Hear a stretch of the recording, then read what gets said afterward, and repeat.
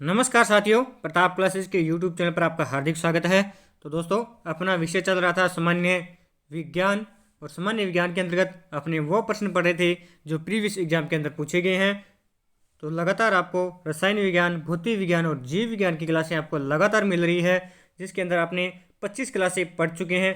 आज अपने बात करेंगे 26 नंबर क्लास की, जिसके अंदर अपना भौतिक विज्ञान का टॉपिक रहेगा तरंगे व उनके गुणधर्म। तरंगे व गुणधर्म से जितने भी पीछे प्रश्न पूछे गए हैं उनकी आज चर्चा हम इस क्लास में करने वाले हैं।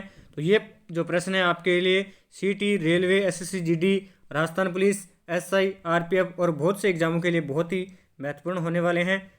तो शुरू करते हैं आज की क्लास। जो भी विद्यार्थी हमारे चैनल पर नए हैं वो इस चैनल को सब्सक्राइब कर लें और पास लगे बेल आइकन के घंटे को जरूर दबा लें, ताकि जैसे ही हमारा कोई नया वीडियो अपलोड हो वो आप तक पहुंच जाए।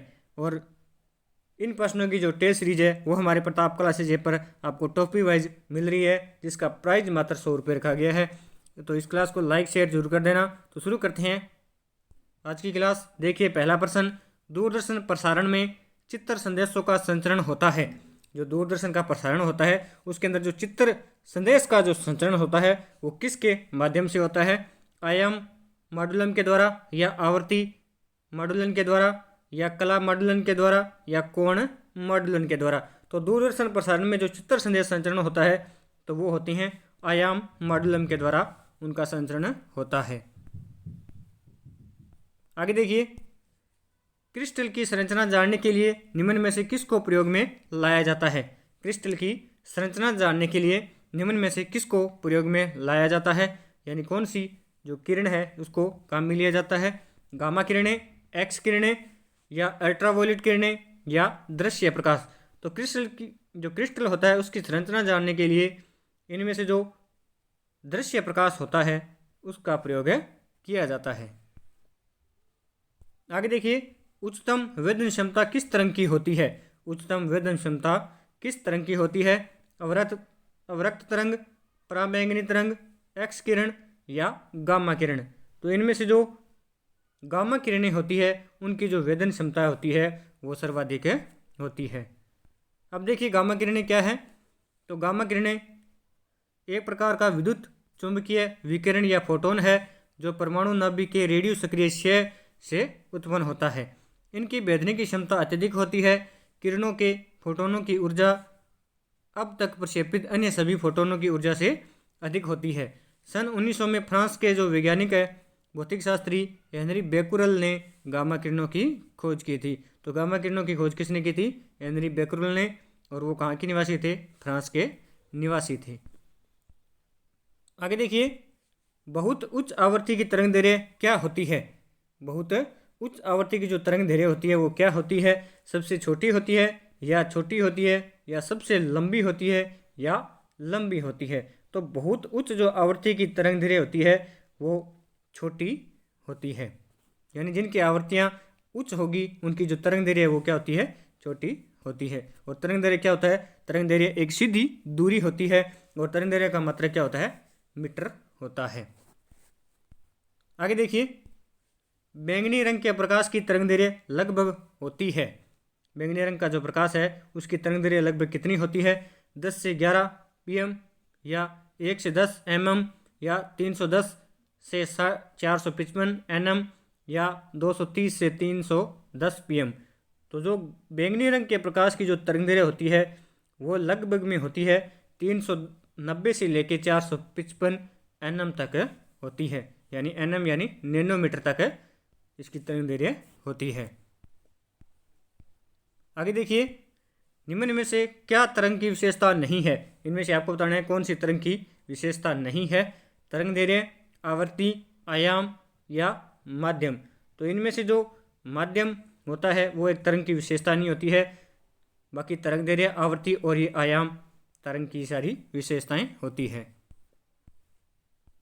आगे देखिए, यदि किसी ध्वनि तरंग की आवृत्ति 50 हर्ट्ज है तो इसका आवर्तकाल ज्ञात कीजिए। यदि किसी ध्वनि की जो तरंग की जो आवृत्ति है वो 50 हर्ट्ज है तो इसका आवर्तकाल ज्ञात कीजिए। आपको आवर्तक ज्ञात करने का सूत्र बताता हूँ। तो एफ बराबर क्या होता है? 1/t। एफ बराबर 1/t होता है, यानी जो फ्रिक्वेंसी है वो आवर्तकालिक क्या होती है? व्युत्क्रमानुपाती होती है। यहाँ अपने को फ्रिक्वेंसी दी है तो ज्ञात करना है अपने को आवर्तकाल। तो आवर्तकाल बराबर क्या हो जाएगा, टी बराबर 1/f। तो 1 में आ जाएगा अपना 50, और 1 के अंदर 50 का अगर भाग देंगे तो हमें प्राप्त होगा 0.02 सेकंड। इसका आवर्तकाल हमें प्राप्त होता है। आगे देखिए, संपीड़नों का निर्माण उस स्थान पर होता है जहां वायुदाब, संपीड़नों का निर्माण वहां होता है जहां वायुदाब शून्य होता है या कम होता है या अनंत होता है या उच्च होता है। तो संपीड़नों का जो निर्माण है वहाँ होता है जहाँ जो वायुदाब है क्या हो, उच्च होता हो। जहाँ वायुदाब उच्च होता है वहाँ संपीड़नों का निर्माण होता है। आगे देखिए, कंपन कर रही वस्तु का समय अंतराल 0.04 सेकंड है तो तरंग की आवृत्ति क्या होगी। कंपन कर रही वस्तु का समय अंतराल कितना है, 0.04 सेकंड। तो तरंग की आवृत्ति ज्ञात करनी है। पहले अपने आवर्तकाल ज्ञात किया था, अब अपने ज्ञात करनी है आवृत्ति। तो आवृत्ति ज्ञात करने का सूत्र क्या होता है, एफ बराबर 1/t। तो अब अपने ज्ञात करना है, तो 1/, आवर्तकाल अपने को दिया है 0.04 सेकंड। तो अगर 1 में 0.04 का अगर भाग देंगे तो हमें जो क्या आंसर प्राप्त होगा, 25 हर्ट्ज हमें प्राप्त होगा। हर्ट्ज क्यों लिखा है, क्योंकि फ्रिक्वेंसी का मात्रक क्या होता है, हर्ट्ज होता है। तो 1 के अंदर 0.04 का भाग देंगे तो हमें 25 हर्ट्ज की आवृत्ति प्राप्त होती है।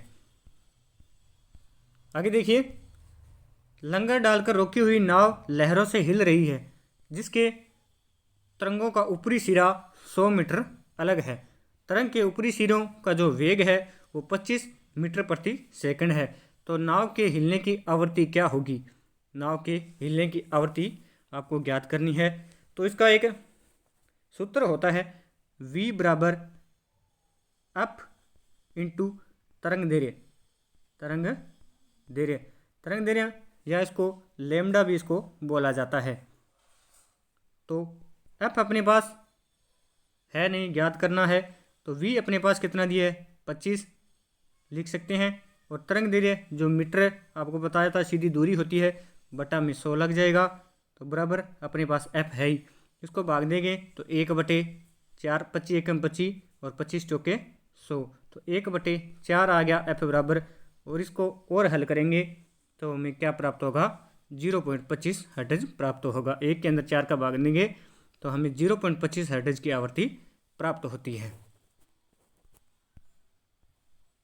आगे देखिए, तरंग, चाल, आयाम और तरंग दैर्घ्य और आवृत्ति सभी को कहा जाता है। यानी जो तरंग होती है, चाल, आयाम, तरंग दैर्घ्य और जो आवृत्ति होती है, इन सभी को क्या कहा जाता है, तरंग के रासायनिक गुण कहा जाता है, या तरंग की विशेषताएं कहा जाता है, या तरंग के घटक कहा जाता है, या तरंग के कार्य कहा जाता है। तो तरंग होगी, चाल होगी, आयाम, तरंग दैर्घ्य हो गया या आवृत्ति होगी, इन सब को क्या कहा जाता है, ये तरंगी क्या है, सभी विशेषताएं होती है। आगे देखिए, एक माध्यम में एक ध्वनि तरंग की तरंग दैर्घ्य कितनी है जिसकी आवृत्ति है 840 हर्ट्ज और गति है उसकी 380 मीटर प्रति सेकंड। किसी माध्यम में एक ध्वनि तरंग की तरंग दैर्घ्य कितनी है वो ज्ञात करनी है, और उसकी आवृत्ति अपने को दी हुई है 840 हर्ट्ज और गति दी है उसकी 380 मीटर प्रति सेकंड। तो आपको सूत्र बताया था, v बराबर f इंटू लेमडा, तरंग दैर्घ्य का जो चिन्ह होता है वो होता है लेमडा।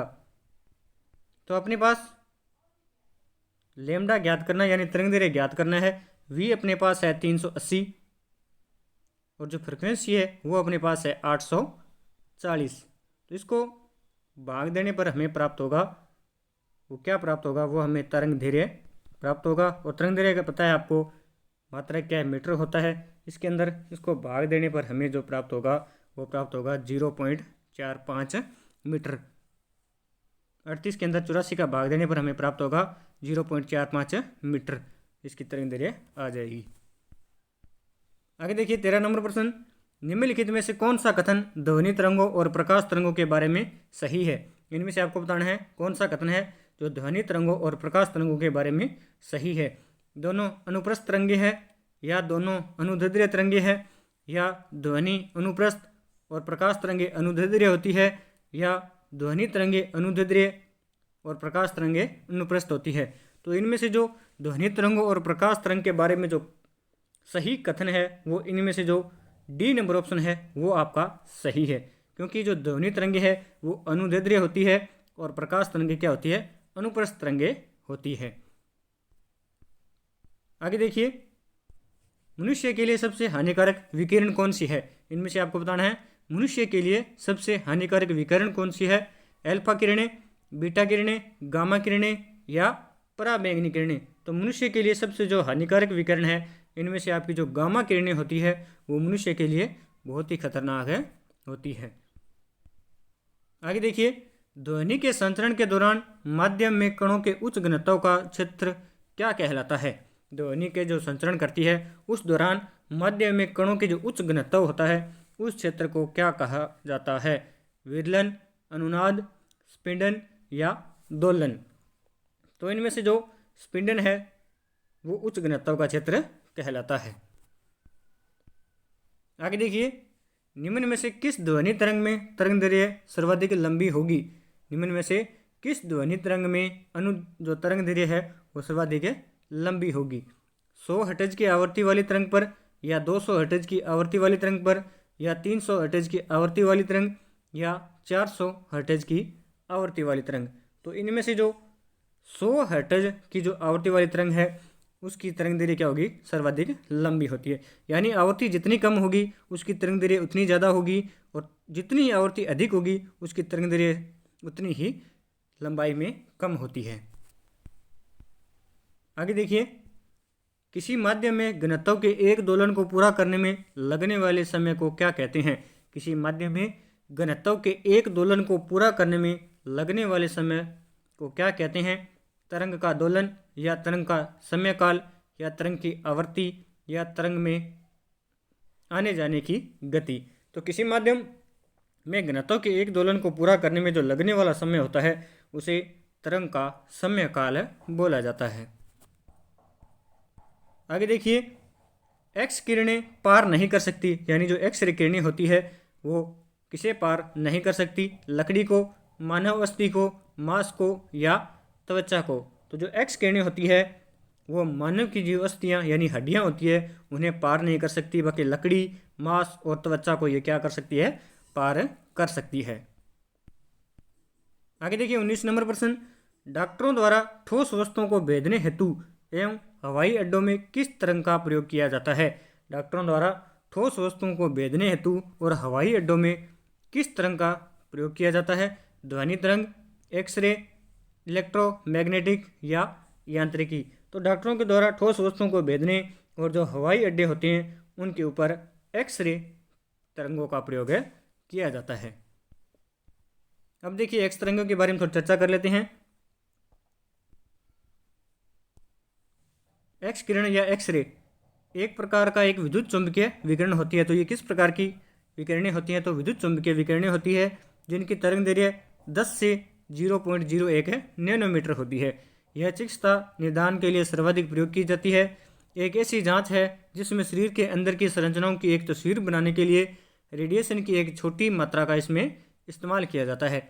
एक्सरे के द्वारा बनाई गई तस्वीरें शरीर के अलग अलग हिस्सों को काले और सफ़ेद रंग में विभिन्न रंगों में इसको दिखाई देती है। आगे देखिए, निम्नलिखित में से किस विद्युत चुंबकीय तरंग की तरंगदैर्घ्य सबसे कम होती है? इनमें से आपको बताना है कौन सी विद्युत चुंबकीय तरंग है जिसकी जो तरंगदैर्घ्य वो सबसे कम होती है। रेडियो तरंग, इंफ्रारेड तरंग, या एक्स किरणें या गामा किरणें। तो इनमें से जो गामा किरणें होती है उनकी तरंगदैर्घ्य सबसे कम होती है और भेदने की क्षमता सबसे इनकी ज़्यादा होती है। आगे देखिए, वास्तविक रूप से एक्सरे होते हैं। वास्तविक रूप से एक्सरे जो होते हैं वो क्या होते हैं? धीमी गति के इलेक्ट्रॉन, या तेज गति के इलेक्ट्रॉन, या विद्युत चुंबकीय तरंगे, या धीमी गति के न्यूट्रॉन। तो वास्तविक रूप से जो एक्सरे होते हैं वो क्या होते हैं? विद्युत चुंबकीय तरंगे होती है। आगे देखिए, जब कोई तरंग एक स्थान से दूसरे स्थान पर जाती है तो वह परिवहन करती है। यानी जब कोई तरंग है एक स्थान से दूसरे स्थान पर जाती है तो वह क्या परिवहन करती है? पदार्थ का, ऊर्जा का, द्रव्यमान का या कुछ नहीं करती है।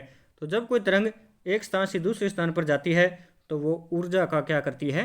परिवहन करती है, यानी अपने साथ ऊर्जा को रखती है। आगे देखिए, जब किसी तालाब के शांत जल में पत्थर फेंका जाए, जब किसी तालाब के शांत जल में पत्थर को फेंका जाए तो तालाब में जल के पृष्ठ पर उठने वाली लहरें किस प्रकार की होती है? अनुदैर्ध्य, अनुप्रस्थ या अनुदैर्ध्य और अनुप्रस्थ दोनों होती है या लहरें पैदा नहीं होती है? तो इनमें से जो सी नंबर ऑप्शन है अनुदैर्ध्य और अनुप्रस्थ। तो जब किसी तालाब के शांत जल के अंदर अगर पत्थर को फेंका जाए तो तालाब के अंदर जो जल का पृष्ठ है उसके अंदर जो उठने वाली लहरें होती है वो अनुदैर्ध्य और अनुप्रस्थ दोनों प्रकार की तरंगें उसके अंदर है उठती है। आगे देखिए, आवर्ती का एसआई मात्रक क्या है? आवर्ती का एसआई मात्रक क्या है? न्यूटन, वाट, फैराड या हर्ट्ज। तो आवर्ती होती है तो आवर्ती का जो एसआई मात्रक होता है वो होता है हर्ट्ज होता है। न्यूटन ये बल का एसआई मात्रक होता है, वाट शक्ति का मात्रक होता है, फैराड ये चुंबकीय घनत्व का मात्रक होता है। अब देखिए आवर्ती क्या है?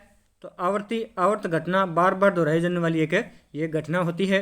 इकाई समय में जितनी बार ये घटित होती है उसे उस घटना को आवर्ती यानी फ्रीक्वेंसी कहा जाता है। आवर्ती को किसी साइनाकार तरंग के कला यानी फेज परिवर्तन की दर के रूप में भी इसको समझा जा सकता है। आवर्ती की इकाई हर्ट्ज यानी साइकिल प्रति सेकंड होती है, यानी इसका जो चिन्ह है इस प्रकार होता है। एक दोलन पूरा करने के अंदर जिस तरह ये आवर्ती पूरा करती है, एक पूरा चक्कर करती है, तो भी इसकी आवर्ती कहलाती है। ये बार बार अपना समय इस तरह बदलती रहती है। तो साइकिल प्रति एक साइकिल के अंदर जितने चक्कर पूरा करती है वो इसकी फ्रिक्वेंसी होती है। आगे देखिए 25 नंबर प्रश्न, नाभिकों के रेडियो एक्टिव क्षय के दौरान निम्नलिखित में से कौन सी विद्युत चुंबकीय तरंगें उत्पन्न होती है? नाभिकों के रेडियो एक्टिव क्षय के दौरान निम्न में से कौन सी विद्युत चुंबकीय तरंगें उत्पन्न होती है? गामा किरणें, पराबैंगनी तरंगें, सूक्ष्म तरंगें या रेडियो तरंगें। तो नाभिकों के रेडियो एक्टिव क्षय के दौरान इनमें से जो गामा किरणें होती है वो क्या होती है? उत्पन्न होती है। आगे देखिए, जल उपचार में पराबैंगनी किरणों का प्रयोग किस रूप में किया जा सकता है?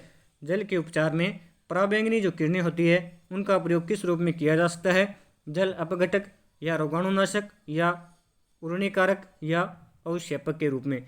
तो जल उपचार में जो पराबैंगनी किरणें होती है उनका प्रयोग क्या किया जाता है? रोगाणुनाशक के रूप में किया जाता है। आगे देखिए, निम्नलिखित में से किस विद्युत चुंबकीय तरंगों के सहसूचन के लिए गीजर ट्यूब का प्रयोग किया जाता है? गामा किरणें, पराबैंगनी तरंगे, सूक्ष्म तरंगे या रेडियो तरंगे। तो जो विद्युत चुंबकीय तरंगों के सहसूचन के लिए जो गीजर ट्यूब होती है उसमें जो गामा किरणें हैं वो उपयोग की जाती है। आगे देखिए, एक्सरे की खोज किसने की थी?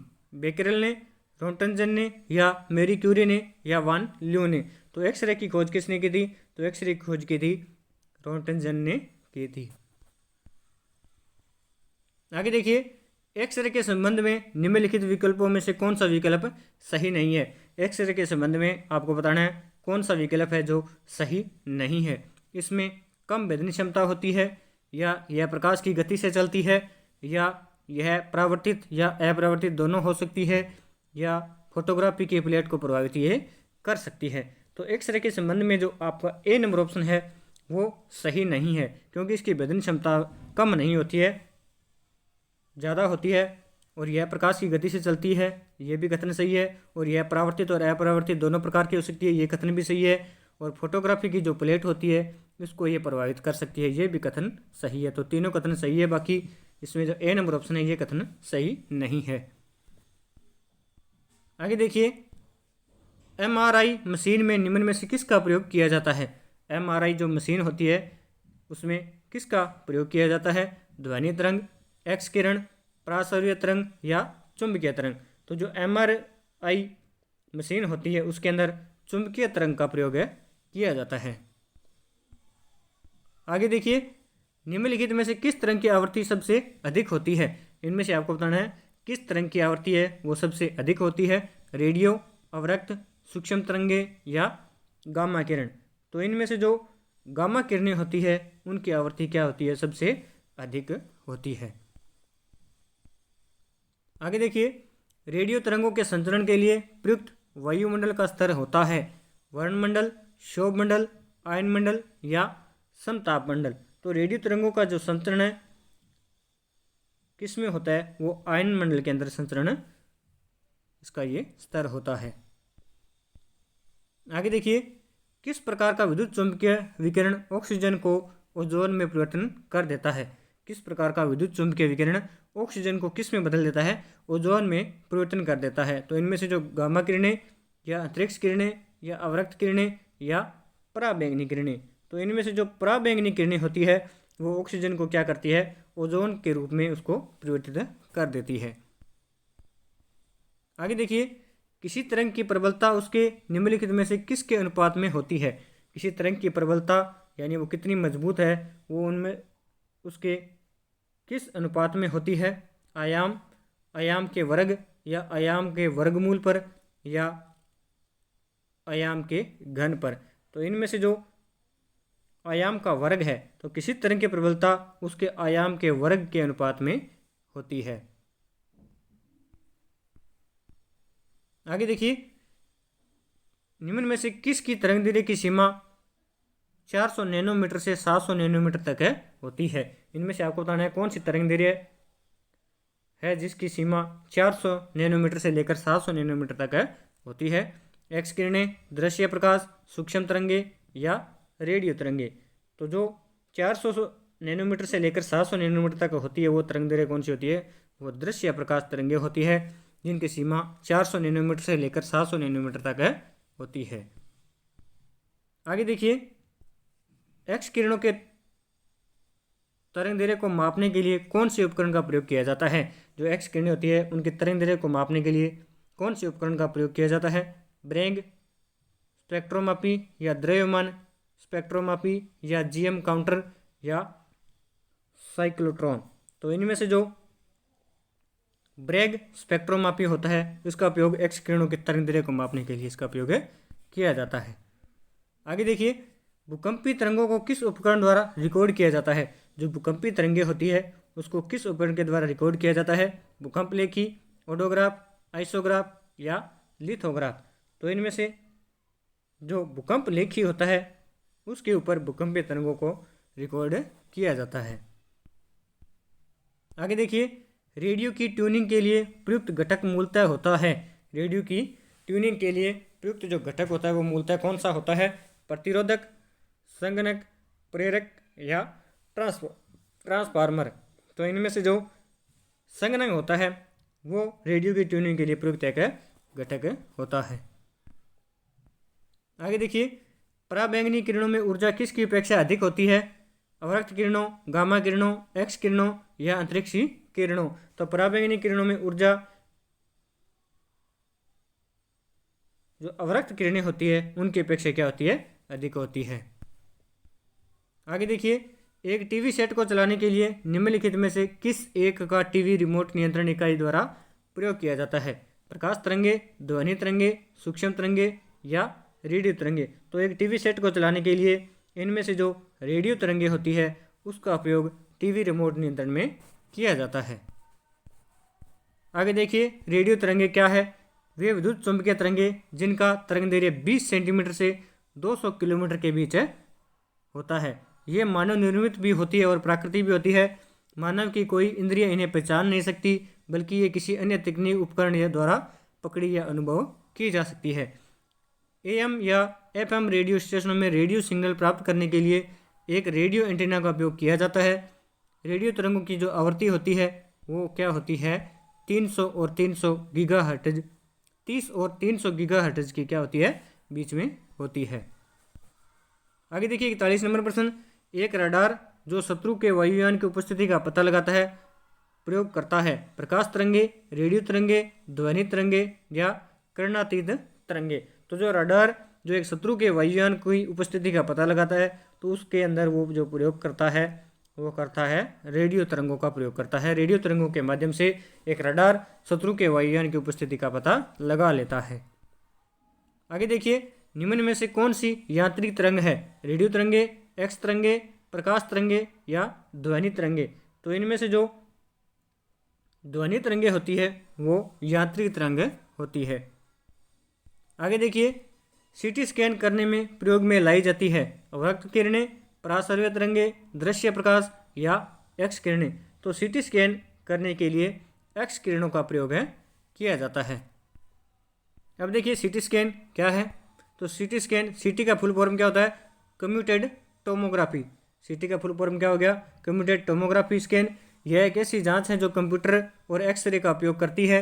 यह शरीर के अंदर की विस्तृत 3D इमेज लेती है। सीटी स्कैन हड्डियां, अंगों और ऊतकों की विस्तृत छवियां दिखा सकते हैं। इसके लाभ क्या हैं? तो स्कैन चिकित्सकों को कैंसर रोग की पहचान और इलाज करने में मदद के लिए अत्यधिक जानकारी प्रदान ये करते हैं। आगे देखिए 44 नंबर प्रश्न, निम्न में से किसकी तरंग लंबाई सबसे अधिक होती है? निम्न में से किसकी तरंग दैर्घ्य या तरंग लंबाई सबसे अधिक होती है? इंफ्रारेड, एक्स किरणें, दृष्टिगोचर प्रकाश या रेडियो तरंगे। तो इनमें से जो रेडियो तरंगे होती है उनकी तरंग लंबाई सबसे अधिक होती है। आगे देखिए, कौन सी तरंगे शून्य में संचरण नहीं कर सकती है? इनमें से आपको बताना है कौन सी तरंगे हैं जो शून्य में संचरण नहीं कर सकती? प्रकाश, ऊष्मा, ध्वनि या इलेक्ट्रोमैग्नेटिक। तो इनमें से जो ध्वनि होती है, ध्वनि तरंगे, वो शून्य में संचरण नहीं कर सकती। शून्य यानी निर्वात के अंदर ये संचरण नहीं कर सकती। इनके लिए किसी माध्यम की आवश्यकता होती है। आगे देखिए, दूरदर्शन प्रसारण में चित्र संदेशों का संचरण होता है आयाम मॉडुलम द्वारा, आवर्ती मॉडुलम द्वारा, कला मॉडुलम द्वारा या कोण मॉडुलन द्वारा। तो इनमें से जो ए नंबर ऑप्शन है आयाम मॉडुलन के द्वारा दूरदर्शन प्रसारण में चित्रों का संचरण होता है। आगे देखिए, आंतों के रोगों के निदान में निम्न किरणों का उपयोग किया जाता है। आंतों के रोगों के निदान में किस किरण का उपयोग किया जाता है? एक्स किरण, अल्फा किरण, बीटा किरण या गामा किरण। तो इनमें से जो एक्स किरणें होती है वो आंतों के रोगों के निदान में इसका प्रयोग किया जाता है। आगे देखिए, कोस्मिक किरणें होती है आवेशित कण या अनावेशित कण या आवेशित तथा अनावेशित दोनों हो सकती है या उपयुक्त में से कोई नहीं। तो जो ओस्मिक जो किरणें होती हैं वो आवेशित एक प्रकार के क्या होते हैं? कण होते हैं। आगे देखिए, रेडियो तरंगों की विक्षेपण के लिए वायुमंडल के निम्नलिखित स्तरों में से कौन सा स्तर उत्तरदायी है? रेडियो तरंगों के विक्षेपण के लिए वायुमंडल के निम्नलिखित स्तरों में से कौन सा जो स्तर है वो उत्तरदायी होता है? क्षोभ मंडल, मध्यम मंडल, समताप मंडल या आयन मंडल। तो रेडियो तरंगों के विक्षेपण के लिए वायुमंडल के जो आयन मंडल होता है वो इसके लिए क्या होता है? उत्तरदायी होता है। तो आज के इतने प्रश्न थे। ये क्लास आपको कैसी लगी? अगर अच्छी लगी तो इसे लाइक करना, शेयर करना और कमेंट करके ज़रूर बताना। धन्यवाद दोस्तों। जय हिंद, जय भारत।